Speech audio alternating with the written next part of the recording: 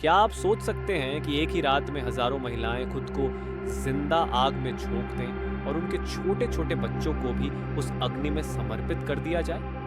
ये कोई कहानी नहीं, भारत के इतिहास का सबसे दिल दहला देने वाला सच है जौहर। और जौहरों में भी सबसे बड़ा, सबसे भयानक और सबसे वीर चित्तौड़ का तीसरा जौहर। आज हम जानेंगे क्यों हुआ यह जौहर, कौन थी वे रानियां और क्या वजह थी कि उन्होंने मौत को गले लगाना युद्ध से बेहतर समझा।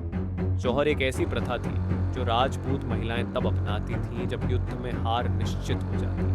ये कोई आत्महत्या नहीं थी, बल्कि इज्जत की रक्षा के लिए किया गया सामूहिक बलिदान। जब दुश्मन किले को घेर लेता और जीत पक्की हो जाती, तब महिलाएं, रानियां, राजकुमारियां, आम स्त्रियां सब मिलकर अग्निकुंड में कूद जाती थीं। पुरुष उस समय शाका करते थे, यानी युद्ध के लिए अंतिम बार निकलते थे, मृत्यु को गले लगाने के लिए। जब राजपूत योद्धा शाका के लिए तैयार होते थे तो वे न सिर्फ तलवारें उठाते थे, बल्कि अपनी रानियों के जौहर की राख को अपने शरीर पर मलते थे।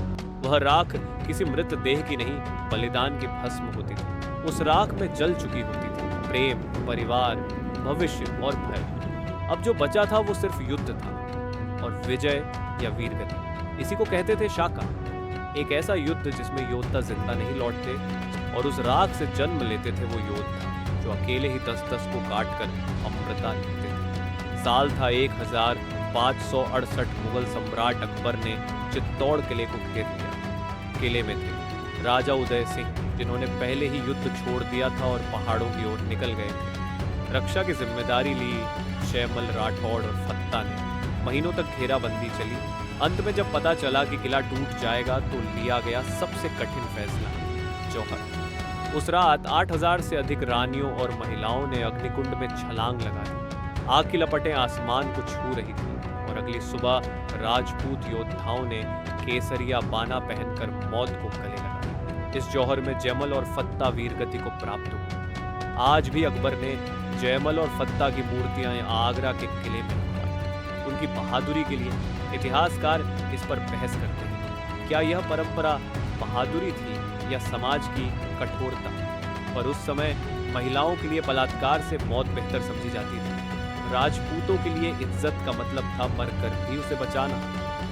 यह प्रथा रोंगटे खड़े कर देने वाली है, लेकिन उस काल की मानसिकता को दर्शाती है।